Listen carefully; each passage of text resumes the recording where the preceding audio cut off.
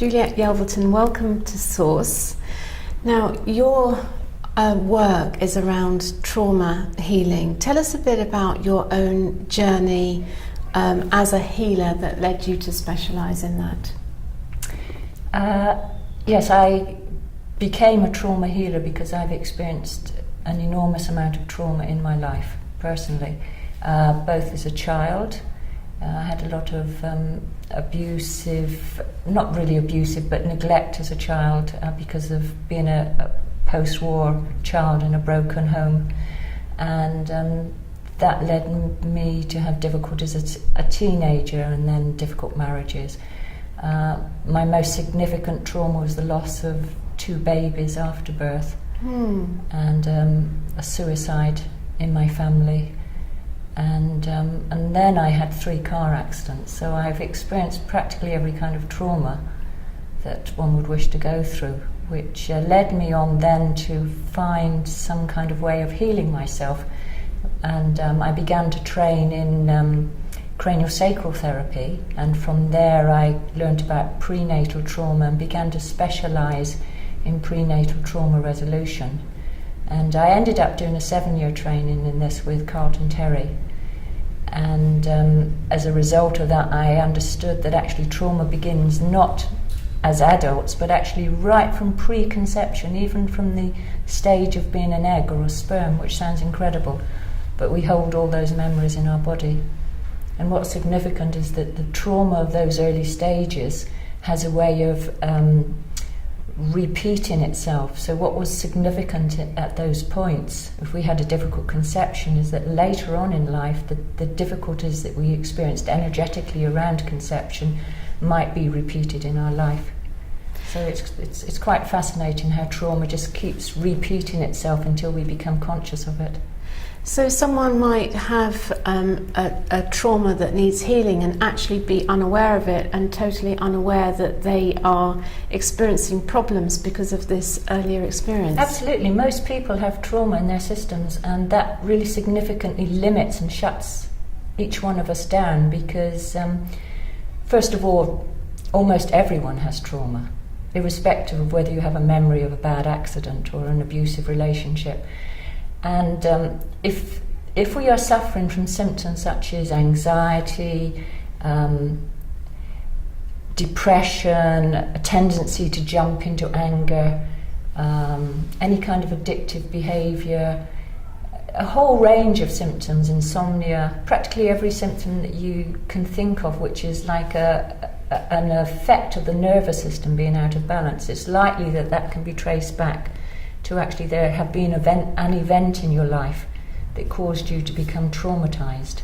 So how do you actually, when you're working with someone, how do you actually pinpoint what that trauma was? How do you bring it to the surface and how do you heal it? Okay, first of all, you don't actually have to know what the original event was because healing trauma is about actually healing the nervous system, and trauma actually is a dysregulation of the nervous system. So it means that instead of having like a nice smooth nervous system that's just getting slightly activated and then relaxed like that, that's how our nervous system should be. We're actually having a very dramatic high, like we shoot up to very high levels of anxiety or excitement even, and then a drop down into withdrawal or depression or freezing, like, oh, I can't do this, fear. Yeah. So the healing of the trauma is to begin to work with somebody and understand how their own particular nervous system is functioning, and then giving them tools. And the tools are to regulate their own nervous system. The tools are to teach them how to track what's happening with the nervous system and how to bring down the levels of activation and how to feel more relaxed, more calm, and also more energized. So you don't have to repeat, say if you were raped, for instance, and you had a trauma as a result of it, you don't have to go back to a rape experience. You don't have to access those really devastatingly painful memories. Yeah. So you're now taking the work that you specialise in and you're actually training other coaches and therapists.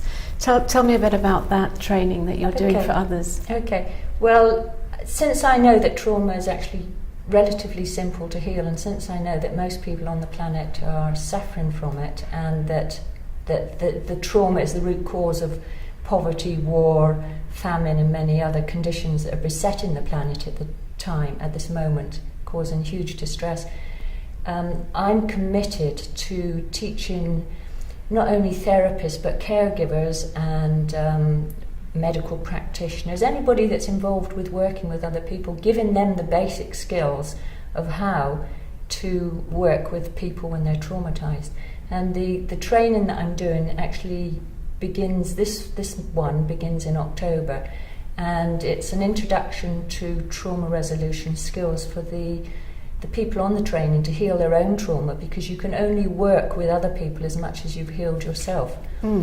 And then to be able to handle their client's trauma. So the benefit to the therapist of having these trauma skills is that when they are with the person, their client or whoever else they're working with, and that person is getting activated, the therapist can stay calm and resourced and not become activated themselves.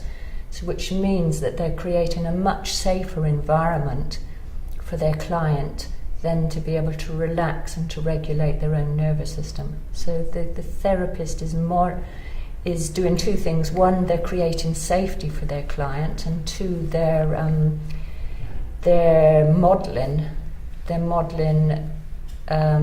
calm, regulated nervous system activity. Yeah. So that's what I'm offering out to people as one of the stages of training. Yes. Now, Juliet, I know that a lot of your work is around the heart and the heart-centred approach to life and living, and you were one of the original Greenham Common women. Do you see that there is hope for this planet to move away from trauma and war into a place of peace and love? I absolutely am quite clear that there's hope.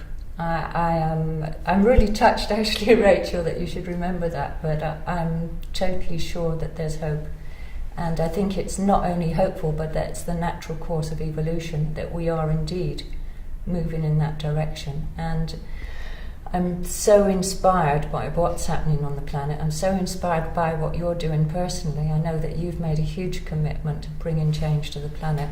And in fact, that's how I first met you, and I was so touched by the talk that you gave on the first day that I met you, and how you were actually stepping forward from the business world to actually bring consciousness of healing and alternative thinking to the business world, and to make that integration, because it's really important that we affect and bring change in consciousness to people that really want to and have the power to, because they hold the strings and the purse strings and are making policies for financial and economic changes. It seems to me, Juliet, that people are kind of lighting up and waking up into this kind of higher vibration. And you're based in Glastonbury, of course, which is one of the it's the heart chakra of the planet. So is that your observation, that more and more people are starting to light up and waking up to this kind of new way of being?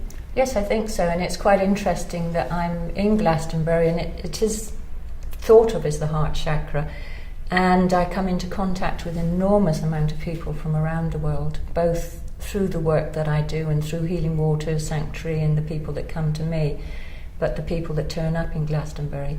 And it's quite interesting because I got to Glastonbury because I was, as you said, involved with Greenham Common, and also I was actually in Eritrea in a war zone before coming to Glastonbury and campaigning for famine relief and the end to war. And I suddenly got the feeling I have to stop being a kind of activist on the front line, and the path is the way of the heart, and the path is through healing, self-healing first and foremost.